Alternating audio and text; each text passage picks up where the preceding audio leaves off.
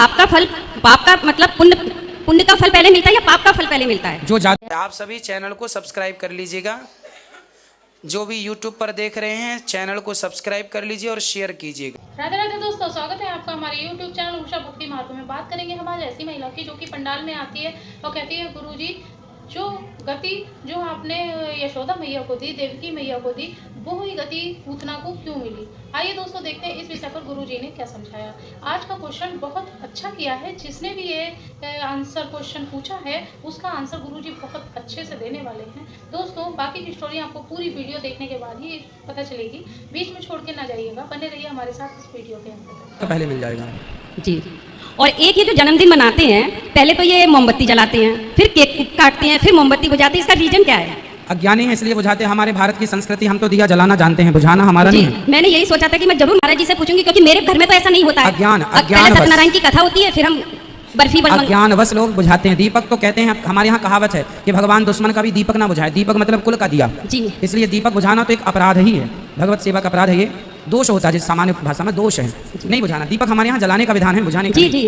और वो भी हमारे यहाँ मुंह से दीपक। हाँ जी, हमारे यहाँ यदि जैसे मिट्टी के तेल के जमाने में डिब्बी जलाते थे ना, मिट्टी तेल वाला, उसको भी मुंह से नहीं बुझाते, उसको भी हाथ से बुझाते। और इसको तो मुंह से बुझाते हैं। अब ये अज्ञान, ये सब पढ़े लिखे पर ऐसा करना नहीं चाहिए ना। नहीं। अच्छा, और एक ये छोटा सा सवाल है, जैसे मंदिर में मैंने यहाँ देखा मथुरा वृंदावन में कि मंदिरों में घंटे नहीं बजते हैं। घंटे से नहीं बजते, यहाँ भगवान के बाल रूप की पूजा होती है। ठाकुर जी छोटे सारे मंदिरों में हाँ बाल रूप की पूजा जी, है, ताकि ठाकुर जी छोटे हैं ना, ज्यादा बड़ा घंटा बजाएंगे तो ठाकुर जी डर ना जाए। अर्थात भाव है, भगवान तो भगवान। जी जी। राधे राधे। छोटा सा बच्चा जैसे जाग ना जाए, नींद ना खुल जाए, डिस्टर्ब ना हो, इस भाव से खुश रहिए। गुरुजी मेरा क्वेश्चन ये है कि दशरथ को भगवान श्री राम के पिता थे। हाँ। और पांडवों को भगवान श्री कृष्ण का सानिध्य मिला था, फिर भी उन्हें गोलोक धाम क्यों नहीं मिला, उन्हें स्वर्ग ही क्यों मिला। और पूतना जो भगवान को मारने के लिए आई थी और उसको भी गोलोक धाम मिला, बट जो यशोदा मैया को मिला था गोलोक धाम, वही पूतना को मिला, क्यों? आपको ये किसने बताया कि पांडवों को स्वर्ग मिला है? मैंने पढ़ा है। हाँ पढ़ा है मैंने। स्वर्ग से होते हुए धर्मराज युधिष्ठिर जब मृत्यु लोक से गए तो वो नरक से होते हुए गए थे। पहले नरक का दर्शन किया उन्होंने, फिर स्वर्ग गए, नरक से स्वर्ग, फिर स्वर्ग से भगवत धाम। वो तो महापुरुष हैं, सब मुआयना करते हुए देखते कहाँ क्या चल रहा है। तो वहां से होते हुए वहां गए, वहां रुक गए, ठहर गए, ऐसा नहीं लिखा है भागवत जी में। जो गति भगवान ने पूतना को दी वही गति माता कौशल्या, वही गति माता यशोदा को दी, है ना। दशरथ जी की बात रही तो दशरथ जी मरने के केवल लगभग 13 साल, 13.5 साल तक स्वर्ग में रहे। उसके बाद जब रावण मरा तो दशरथ जी वापस आए थे। आपको पता है रामचरितमानस में लिखी है ये बात। अच्छा। रामायण में लिखी, दशरथ जी वापस आए थे और आकर के राम जी को आशीर्वाद दिए, बेटा खुश रहो तुम।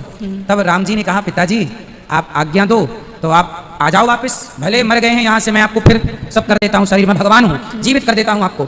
दशरथ जी ने कहा, ना बेटा तुम राजा बनो, मैं वहीं से देखूंगा। तो उतने दिन स्वर्ग में रहे, फिर राम जी का दर्शन करके फिर वो सीधे भगवत धाम बैकुंठ गए, फिर वापस स्वर्ग नहीं गए दशरथ जी।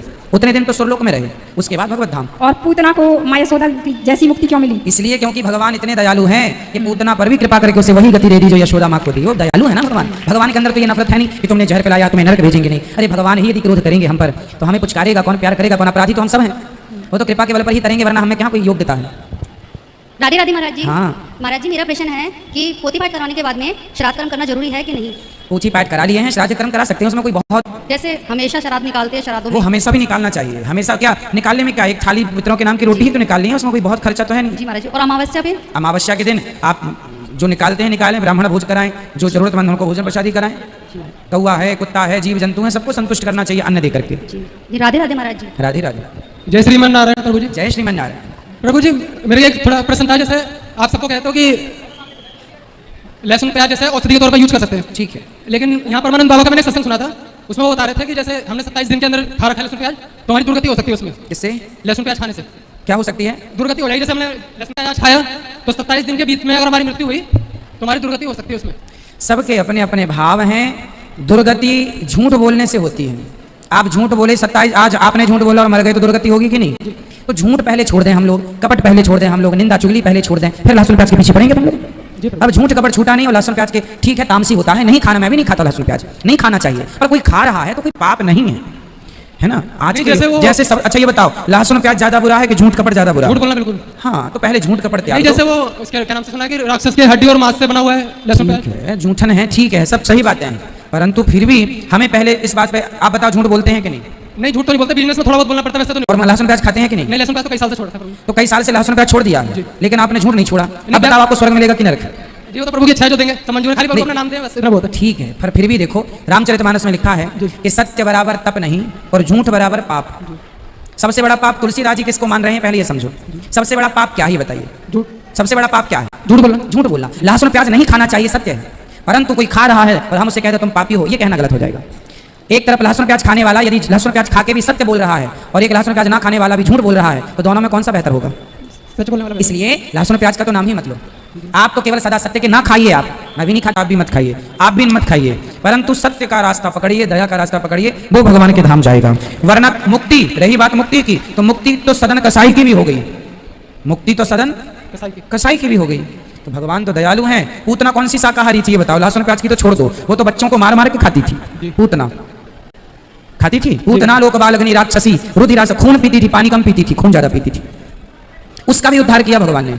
अब जब मानसी खा रही है तो लहसुन प्याज तो आप छोड़ ही दीजिए। जैसे प्रभु जी फिर औषधि के तौर पर भी हमें नहीं लेना चाहिए ना? नहीं, औषधि के तौर पर कोई ले रहा हो तो ले सकता है, कोई ले रहा है तो लेने दीजिए, क्या दिक्कत है? और प्रभु जी एक और क्वेश्चन था मेरा रामचरितमानस से, उसमें एक जगह आता है कि 10,000 लोग राजा एक साथ मिलकर धनुष उठाते हैं। भूप साहस 10 एक ही 12 लगे उठावन टरही तो नटा। धनुष ऐसा कितना बड़ा था कि 10,000 राजा एक साथ? आप इस चौपाई का अर्थ समझे नहीं। 10,000 राजाओं ने एक साथ नहीं बेटा, चौपाई का अर्थ आप गलत करें। चौपाई ये है भूप साहस 10 एक ही 12 वार कितने होते हैं? वार कितने होते हैं? 7 वार होते हैं ना। तो उन 7 वारों में एक वार को, एक दिन को 10,000 राजाओं ने ट्राई किया लेकिन हिला भी नहीं, ये अर्थ है उसका। एक वार एक दिन में 10,000 राजाओं ने ट्राई किया, तुमने भी उठाया, हमने भी उठाया, हिला नहीं, ये अर्थ। ये नहीं कि 10,000 ने एक साथ उठाया, ये भी अर्थ कोई करे तो गलत नहीं है, पर फिर भी एक ही वारा में एक दिन में 10,000 राजाओं ने ट्राई किया, ये अर्थ है। प्रभु जी आपने श्री संप्रदाय को क्यों चुना? आपने हाँ, श्री संप्रदाय को क्यों चुना आपने? हमने नहीं चुना, हम तो अपने गुरुजी के चरणों में अपने आप को समर्पित कर गए और गुरुजी ने जो परंपरा दी हम उस परंपरा पर चलने लगे। गुरु रास्ते पर चलते हैं, मैंने अपने से चुनाव नहीं किया, मैंने तो अपने से केवल गुरु चरण पकड़े हैं और गुरुजी ने जो जो रास्ता बताया उस रास्ते पर चलता हूँ। आपके चरणों में कोटि कोटि प्रणाम। खुश रहिए। मेरे घर में सबकी अकाल मृत्यु क्यों हो रही है? मेरे पापा के 2 भाई थे, माइक को छोड़ दो, आप केवल बोलो।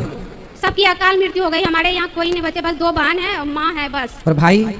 मतलब कि कोई सुसाइड कर लिया, 27 साल का था, और एक कुआं में डूब गया, पिताजी को गोली लग गई, और फिर अभी मतलब जमीन जगह जो है उस पर बुआ लोग केस कर दी है। हम लोग बहुत परेशान है इस सब चीज़ों से। तो बुआ लोगों को समझाइए कि वो ऐसा ना करें, दुर्बल को सताना नहीं चाहिए। केस कर चुकी है बाबा। खुश, चिंता ना करिए, कुछ आप लोग देखिए जो अच्छा हो सके अपने लिए वो करिए। हमने 2 जमीन दे दिए हैं, 2 कट्ठा। हाँ, फिर भी बोलते हैं हमको और चाहिए। क्यों चाहिए भाई? फिर आप लोग भी अपनी तरफ से केस इत्यादि करवाओ कि भाई क्यों चाहिए, सब कैसे दे देंगे, फिर हमारा गुजारा कैसे होगा?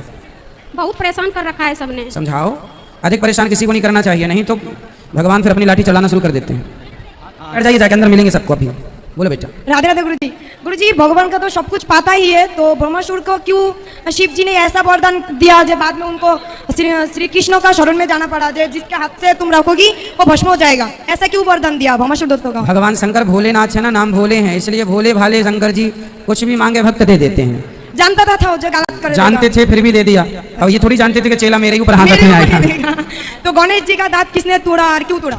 गणेश जी का दांत कहा जाता है कार्तिकेय जी परिक्रमा, इसकी बहुत सारी कथाएं हैं, एक समझा देता हूँ। कार्तिकेय जी आए परिक्रमा लगा के, गणेश जी ने माँ बाप की परिक्रमा लगाई, गणेश जी हंसने लगे तो कार्तिकेय जी को गुस्सा आ गया, तो उन्होंने कुछ मैंने तो देखा परशुराम ने उसको गुस्सा से दांत तोड़ दिया। वो तो फिर शनि का भी है कि शनि के कारण भी दांत टूटा। बहुत सारी कथाएं हैं, अनेक अनेक कल्प की हैं। अच्छा, तो तुलसी के पत्ता हम लोग तो तोड़ती है, पेड़ पौधे तो नहीं तोड़ के पूजा कर सकती है, गलत होता है ना? किसका? तुलसी का पत्ता का पेड़ काट के पूजा करती है, देखा मैंने, तो हम लोग तो पत्ता तोड़ के पूजा करते हो, सुना है? तुलसी के पत्ते तोड़ के ठाकुर जी के ऊपर चढ़ाते हैं बस, और तुलसी क्योंकि पेड़ काट के तो चढ़ा रही है।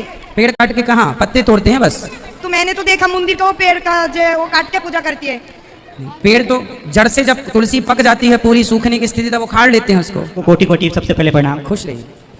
गुरुजी आपसे एक प्रश्न था कि इस घोर कलयुग में अपने दैनिक जो है जिम्मेवारियों का निर्वहन करते हुए कौन सा ऐसा उपाय किया जाए कि भगवान शीघ्र ही प्रसन्न हो जाए? सभी जिम्मेवारियों का अनुसरण करते हुए, पालन करते हुए कौन सा ऐसा कार्य किया जाए ताकि भगवान शीघ्र प्रसन्न हो जाए? भगवान शीघ्र प्रसन्न हो सकते हैं, एक ही उपाय है कि आप करते हुए हर काम ये सोचकर करें कि प्रभु ये सब आपका है, तन मन धन सब भगवान के चरणों में अर्पण कर दो, उनका मान के सब करो। हम भी उनके हैं, परिवार भी उनका है, काम भी उनका, हम उनके लिए सब कर रहे हैं। अभी हमारी धारणा क्या होती है, हम बच्चों के लिए कर रहे हैं, हम परिवार के लिए कर रहे हैं। अब क्या होगा, प्रभु ये सब आपका है, परिवार भी आपका, बच्चे भी आपके, हम भी आपके, जो कर रहे हैं आपके लिए कर रहे हैं, उनका मान कर करते रहें, तो जो आप करेंगे सब भक्ति है, तब ठाकुर जी प्रसन्न होते हैं। अच्छा ये बताइए कि बेटा पहली बार कमाने गया और कमा करके माना कि 10,000 रुपए लाया और 10,000 रुपए में केवल 1,000 रुपए अपने पिता को दे, तो क्या पिता खुश होगा? मुझे लगता है सिर्फ पैसे से कुछ नहीं होगा ना। एक उदाहरण छोटा सा, जी। पिता पुत्र को चाहिए कि जब पूरे पैसे पिता के चरणों में रख दे, पिताजी ये कमाई मेरी है, पिता खुश होगा कि बेटे ने कमाकर समर्पण कर दिया, सब कुछ दे दिया। 1,000 देगा तो पिता को संदेह रहेगा कि 9,000 का इसने क्या किया, या फिर हिसाब दे उसका। उसी तरह आपने अभी तक भगवान को क्या दिया है? केवल 1 घंटे का समय। 24 घंटे में ओनली 1 घंटा या आधा घंटा या 15 मिनट। तो भगवान कहेंगे अरे इसने तो मुझे 1 घंटा दिया है, 23 घंटे कहाँ गए? परंतु जब 24 घंटे भगवान को दे देंगे तो भगवान प्रसन्न हो जाएंगे, मेरा भक्त ने मुझे। तो देखा दोस्तों, आज की वीडियो आपने पूरी देखी और सुनी। जैसे कि उस महिला ने ऐसा क्वेश्चन किया जिसका आंसर गुरुजी ने बहुत अच्छे से दिया। जैसे कि उस महिला ने पूछा कि गुरुजी, जो मुक्ति भगवान ने माता यशोदा को और देवकी को, यहाँ तक कि कौशल्या माता को दी, वही पूतना को क्यों दी? ऐसा क्यों हुआ? इस पर गुरुजी ने यही समझाया कि जो भगवान को सच्चे हृदय से याद करता है, प्रेम करता है, भगवान उसको मोक्ष देते हैं। और फिर भगवान तो बड़े दयालु हैं, वो नहीं देखते कि ये मेरे लिए अच्छा कर रहा है, कौन बुरा कर रहा है। लेकिन हाँ, अगर कोई भी भगवान को भाव कुभाव जैसे भी भजता है, भगवान उसे भव से पार लगा देते हैं। जैसे कि पूतना ने भगवान को दूध पिलाया जहर लगा के, लेकिन भगवान ने यह नहीं सोचा कि इसे हमें क्या धाम देना है, इन्होंने हमें दूध पिलाया। बस उनका मतलब सीधा था कि बस जैसा भी था, हमने माता पूतना से दूध पिया ब्रज स्थल पे, तो इसलिए हमें भी वही उसी नज़रिए से देखा जिस नज़रिए से उन्होंने माता देवकी और यशोदा को देखा। तो वही मुक्ति उन्होंने पूतना को भी दी। कहते हैं भगवान भक्त के बस में हैं और भाव कुभाव जैसे भी भजते हैं, भगवान उन्हें जो है अच्छा पद प्रदान करते हैं। लेकिन दोस्तों, आज की वीडियो से आपको क्या, तो दोस्तों आज की वीडियो से आपको क्या ज्ञान प्राप्त हुआ, आप हमें कमेंट बॉक्स में कमेंट करके जरूर बताएं। और हाँ, अगर अभी तक आपने हमारे चैनल को सब्सक्राइब नहीं किया है तो आप हमारे चैनल को सब्सक्राइब कर लें, हमारी वीडियो को ज़्यादा से ज़्यादा लाइक और शेयर करें। कमेंट बॉक्स में राधे राधे लिखना ना भूलें। मिलेंगे किसी ऐसी ही अन्य वीडियो के साथ, तब तक के लिए राधे राधे।